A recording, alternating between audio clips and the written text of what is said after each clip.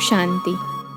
आज 3 अक्टूबर 2024 की बाबा की साकार मुरली है।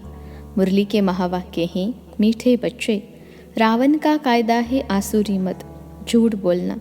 बाप का कायदा है शुरी मत, सच बोलना। प्रश्न है, किन बातों का विचार कर बच्चों को आश्चर्य खाना चाहिए? उत्तर है, पहला, कैसा यह बेहद का वंडरफुल नाटक है।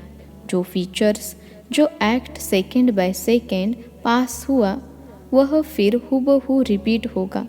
कितना वंडर है जो एक का फीचर न मिले दूसरे से। दूसरा, कैसे बेहद का बाप आकर के सारे विश्व की सदगति करते हैं, पढ़ाते हैं, यह भी वंडर है। ओम शांति। रूहानी बाप शिव बैठकर अपने रूहानी बच्चों सालिग्रामों को समझा रहे हैं। क्या समझा रहे हैं? सृष्टि के आदि मध्य अंत का राज समझाते हैं, और यह समझाने वाला एक ही बाप है। और तो जो भी आत्माएं अथवा सालिग्राम हैं, सबके शरीर का नाम है। बाकी एक ही परम आत्मा है जिसको शरीर नहीं है। उस परम आत्मा का नाम है शिव। उनको ही पतित पावन परमात्मा कहा जाता है। वही तुम बच्चों को इस सारे विश्व के आदि मध्य अंत का राज समझा रहे हैं।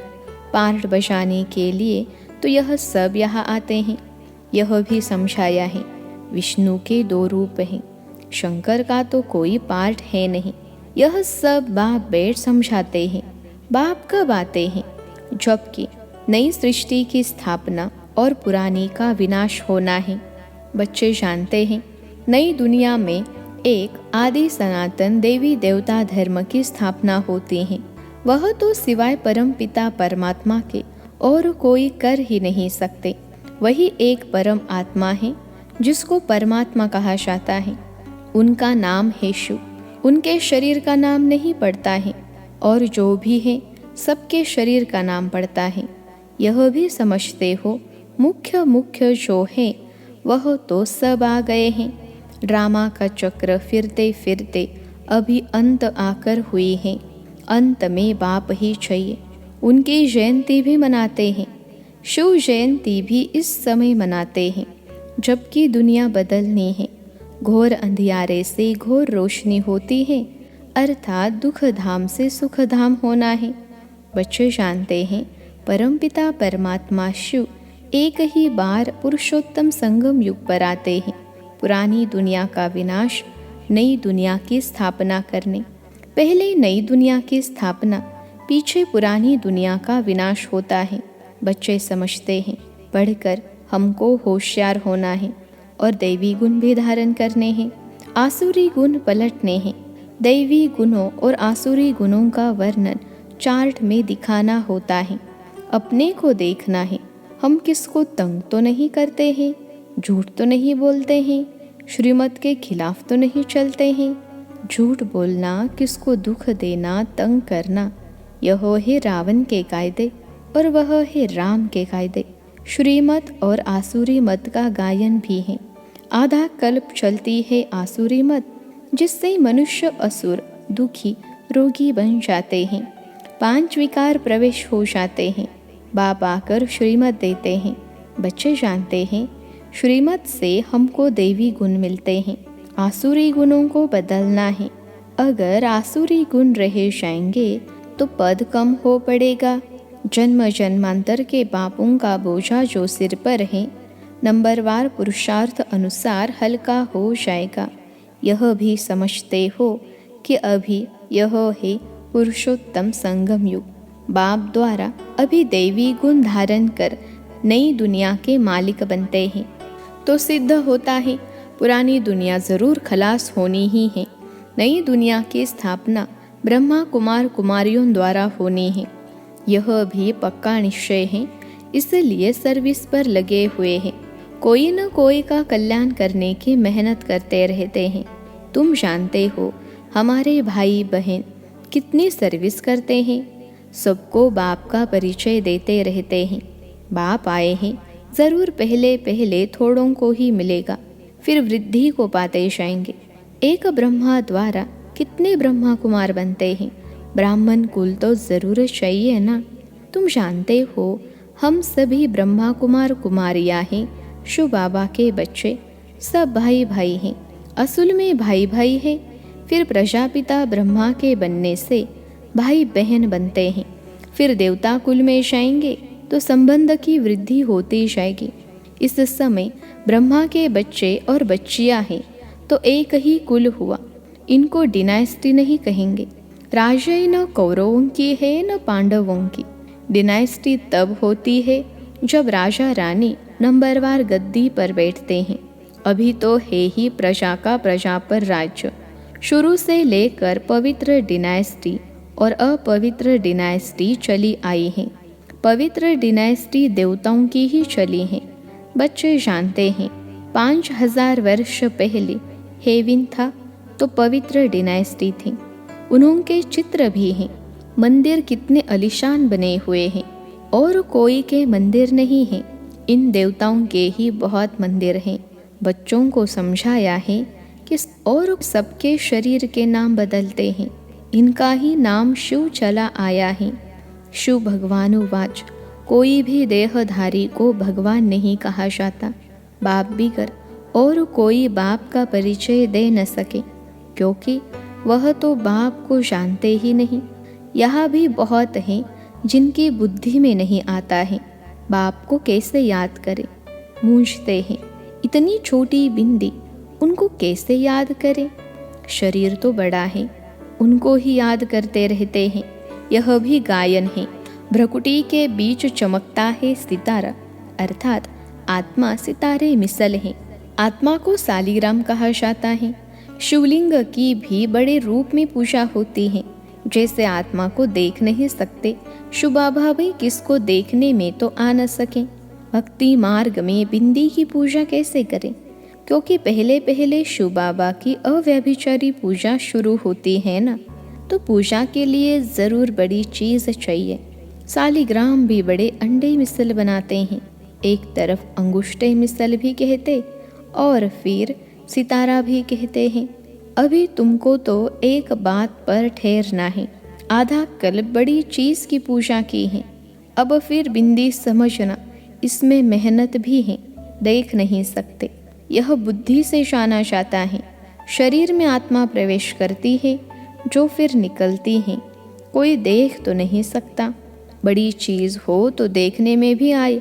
बाप भी ऐसे बिंदी हैं, परंतु वह ज्ञान का सागर है और कोई को ज्ञान का सागर नहीं कहेंगे। शास्त्र तो है भक्ति मार्ग के। इतने सब वेद शास्त्र आदि किसने बनाए? कहते हैं व्यास ने बनाए। क्राइस्ट की आत्मा ने कोई शास्त्र बनाया नहीं। यह तो बाद में मनुष्य बैठ बनाते हैं। ज्ञान तो उनमें है नहीं। ज्ञान सागर है ही एक बाप। शास्त्रों में ज्ञान की सदगति की बातें हैं नहीं। हर एक धर्म वाला अपने अपने धर्म स्थापक को याद करते हैं, देहधारी को याद करते हैं। क्राइस्ट का भी चित्र है ना, सबके चित्र हैं। शिव बाबा तो है ही परमात्मा। अभी तुम समझते हो आत्माएं सब है ब्रदर्स। ब्रदर्स में ज्ञान हो न सके जो किसको ज्ञान देकर और सदगति करे।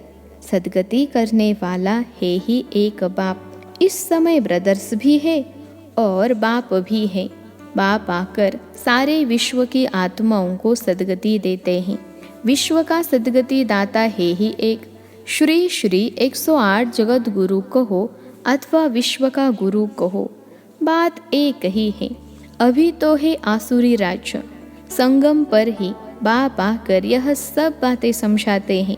तुम जानते हो बरोबर अब नई दुनिया की स्थापना हो रही है और पुरानी दुनिया का विनाश होता है। यह भी समझाया है। पतित पावन एक ही निराकार बाप है। कोई देहधारी पतित पावन हो न सके। पतित पावन परमात्मा ही है। अगर पतित पावन सीताराम भी कहे तो भी बाप ने समझाया है। भक्ति का फल देने भगवान आता है, तो सभी सीताएं ठहरी ब्राइड्स और ब्राइड ग्रूम एक राम, जो सभी को सदगति देने वाला है। यह सब बातें बाप ही बैठ समझाते हैं। ड्रामा अनुसार तुम ही फिर 5000 वर्ष बाद यह बातें सुनेंगे। अभी तुम सब पढ़ रहे हो। स्कूल में कितने ढेर पढ़ते हैं, यह सब ड्रामा बना हुआ है। जिस समय जो पढ़ते हैं, जो एक्ट चलती है, वही एक्ट फिर कल्प बाद हुबहू होगी। हुबहू 5000 वर्ष बाद फिर पढ़ेंगे। यह अनादि ड्रामा बना हुआ है। जो भी देखेंगे, सेकेंड बाय सेकेंड नई चीज़ दिखाई पड़ेगी। चक्र फिरता रहेगा। नई नई बातें तुम देखते रहेंगे। अभी तुम जानते हो यह 5000 वर्ष का ड्रामा है जो चलता रहता है। इनकी डिटेल तो बहुत है। मुख्य मुख्य बातें समझाई जाती हैं। जैसे कहते हैं परमात्मा सर्वव्यापी है। बाप समझाते हैं मैं सर्वव्यापी नहीं हूँ। बाप आकर अपना और रचना के आदि मध्य अंत का परिचय देते हैं। तुम अभी जानते हो बाप कल्प कल्प आते हैं हमको वर्षा देने। यह भी गायन है, ब्रह्मा द्वारा स्थापना। इसमें समझानी बहुत अच्छी है। विराट रूप का भी जरूर अर्थ होगा ना, परंतु सिवाय बाप के कब कोई समझा न सके। चित्र तो बहुत हैं, परंतु एक की भी समझानी कोई के पास है नहीं। ऊंचते ऊंच शिव बाबा है, उनका भी चित्र है, परंतु जानते कोई नहीं। अच्छा, फिर सूक्ष्म वतन है, उनको छोड़ दो, उनकी दरकार ही नहीं। हिस्ट्री ज्योग्राफी यहाँ की समझनी होती है, वह तो है साक्षात्कार की बात। जैसे यहाँ इसमें बाप बैठ समझाते हैं, वैसे सूक्ष्म वतन में कर्मातीत शरीर में बैठकर इनसे मिलते हैं अथवा बोलते हैं। बाकी वहाँ तो वर्ल्ड की हिस्ट्री ज्योग्राफी है नहीं। हिस्ट्री ज्योग्राफी यहाँ की है, बच्चों की बुद्धि में बैठा हुआ है। सतयुग में देवी देवता थे जिनको 5000 वर्ष हुआ।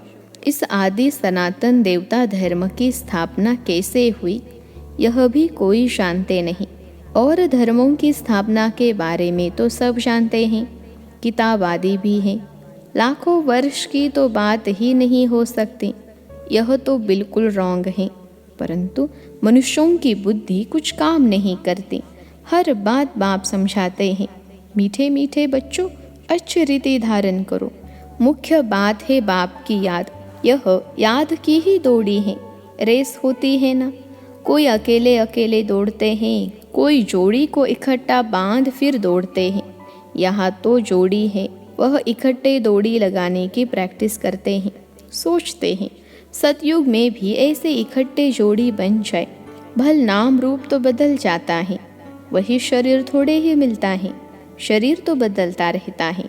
समझते हैं आत्मा एक शरीर छोड़ दूसरा लेती है, फीचर्स तो दूसरा होगा, परंतु बच्चों को वंडर लगना चाहिए जो फीचर्स, जो act second by second past हुई, वह फिर हुबहू 5000 वर्ष के बाद रिपीट होने हैं। कितना वंडरफुल यह नाटक है और कोई समझा नहीं सकते। तुम जानते हो हम सब पुरुषार्थ करते हैं, नंबरवार तो बनेंगे ही, सब तो कृष्ण नहीं बनेंगे। फीचर सबके डिफरेंट होंगे। कितना बड़ा वंडरफुल नाटक है। एक का फीचर न मिली दूसरे से, वही हुबहू खेल रिपीट होता है। यह सब विचार कर आश्चर्य खाना होता है। कैसे बेहद का बाप आकर पढ़ाते हैं। जन्म जन्मांतर तो भक्ति मार्ग के शास्त्र आदि पढ़ते आए, साधुओं की कथाएं आदि भी सुनी। अब बाप कहते हैं भक्ति का समय पूरा हुआ, अब भक्तों को भगवान द्वारा फल मिलता है। यह नहीं जानते भगवान कब किस रूप में आएगा। कभी कहते हैं शास्त्र पढ़ने से भगवान मिलेगा, कभी कहते हैं यहाँ आएंगे। शास्त्रों से ही अगर काम हो जाता तो फिर बाप को क्यों आना पड़े। शास्त्र पढ़ने से ही भगवान मिल जाए तो बाकी भगवान आकर क्या करेंगे। आधा कल्प तुम यह शास्त्र पढ़ते पढ़ते तमो प्रधान ही बनते आए हो, तो बच्चों को सृष्टि का चक्र भी समझाते रहते हैं और देवी चलन भी चाहिए। एक तो किसको दुख नहीं देना है, ऐसे नहीं कोई को विष चाहिए, वह नहीं देते हो तो यह कोई दुख देना है, ऐसे तो बाप कहते नहीं हैं। कई ऐसे भी बुद्धू निकलते हैं जो कहते हैं बाबा कहते हैं ना किसको दुख नहीं देना है, अब यह विष मांगते हैं तो उनको देना चाहिए, नहीं तो यह भी किसको दुख देना हुआ ना, ऐसे समझने वाले मूढ़मती भी हैं। बाप तो कहते हैं पवित्र ज़रूर बनना है। आसुरी चलन और देवी चलन की भी समझ चाहिए। मनुष्य तो यह भी नहीं समझते, वह तो कह देते आत्मा निर्लेप है। कुछ भी करो, कुछ भी खाओ पियो, विकार में जाओ, कोई हर्जा नहीं, ऐसे भी सिखलाते हैं। कितनों को पकड़ कर ले आते हैं। बाहर में भी वेजिटेरियन बहुत रहते हैं। ज़रूर अच्छा है तब तो वेजिटेरियन बनते हैं। सब जातियों में वैष्णव होते हैं, चीची चीज़ नहीं खाते हैं। माइनॉरिटी होते हैं, तुम भी माइनॉरिटी हो। इस समय तुम कितने थोड़े हो, आहिस्ते आहिस्ते वृद्धि को पाते रहेंगे। बच्चों को यही शिक्षा मिलती है, देवी गुण धारण करो। छीछी वस्तु ऐसी कोई के हाथ की बनाई हुई नहीं खानी चाहिए। अच्छा, मीठे मीठे सिखलते बच्चों प्रति माता पिता बाप दादा का याद प्यार और गुड मॉर्निंग।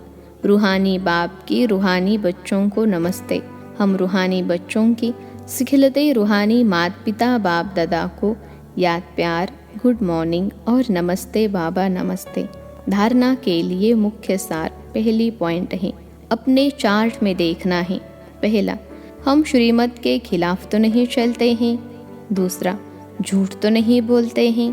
तीसरा, किसको तंग तो नहीं करते हैं। देवी गुण धारण किए हैं। दूसरी पॉइंट है, पढ़ाई के साथ साथ देवी चलन धारण करनी है। पवित्र जरूर बनना है। कोई भी चीची वस्तुएं नहीं खानी है। पूरा वैष्णव बनना है, रेस करनी है। आज का वरदान है, बाप के फरमान पर बुद्धि को खाली रखने वाले व्यर्थ व विकारी स्वप्नों से भी मुक्त भव। बाप के फरमान पर बुद्धि को खाली रखने वाले व्यर्थ व विकारी स्वप्नों से भी मुक्त भव। विश्लेषण है, बाप का फरमान है कि सोते समय सदा अपनी बुद्धि को क्लियर करो। अच्छे चाहे अच्छा चाहे बुरा, सब बाप के हवाले कर अपनी बुद्धि को खाली करो। बाप को देकर बाप के साथ सो जाओ, अकेले नहीं। अकेले सोते हो या व्यर्थ बातों का वर्णन करते करते सोते हो, तब व्यर्थ व विकारी स्वप्न आते हैं। यह भी अलबेलापन है। इस अलबेलेपन को छोड़ फरमान पर चलो तो व्यर्थ व विकारी स्वप्नों से मुक्त हो जाएंगे। आज का स्लोगन है, तकदीरवान आत्माएं ही सच्ची सेवा द्वारा सर्व की आशीर्वाद प्राप्त करती हैं। तकदीरवान आत्माएं ही सच्ची सेवा द्वारा सर्व की आशीर्वाद प्राप्त करती हैं। अच्छा, ओम शांति।